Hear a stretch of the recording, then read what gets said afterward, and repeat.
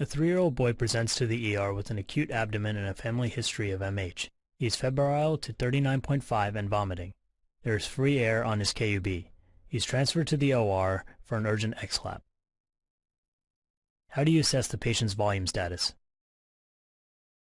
History of urine output, skin turgor, neurological status, blood pressure, and heart rate would all contribute to my assessment. If able, I would check orthostatics.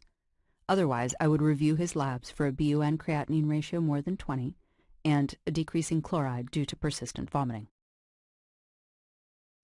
How do you optimize the patient for this urgent case? Prior to the operation, I would hydrate the patient, replete electrolytes, and place an NG tube to suction the stomach content.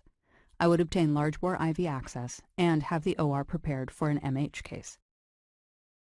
How would you prepare the machine for an MH patient? I would remove the vaporizers from the machine, flush the breathing circuit for at least 10 minutes with high flows, and place the MH cart just outside the room. During the case, I would avoid triggering agents. How would you induce?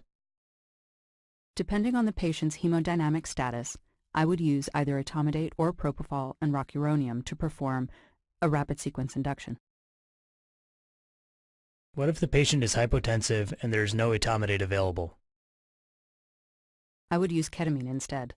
Propofol could be used, but would likely cause significant hypotension if vasopressors were not used preemptively. You stated that you would place an NG tube prior to the case. Why do you still need to perform an RSI? Vomiting may still occur as the stomach may be insufflated during masking, and the NG tube may not completely empty the stomach. Could you use nitrous oxide in this patient? Nitrous oxide does not trigger MH, so it could be used. I would not use it, however, as it is relatively contraindicated in a bowel surgery case.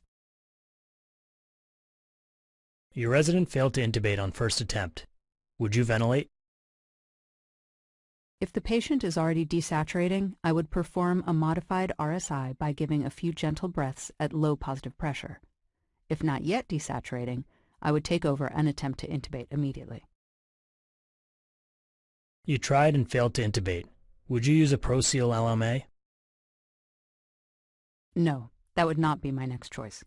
I would ventilate gently and attempt to intubate again with a video laryngoscope.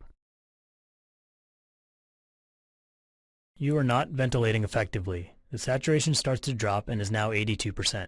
The video laryngoscope is not yet in the room. How do you proceed?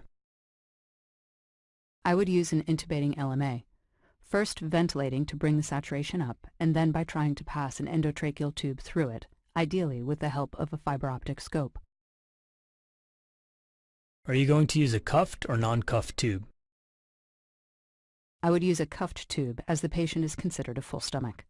I would limit the volume in the cuff to just above the amount where there is a leak.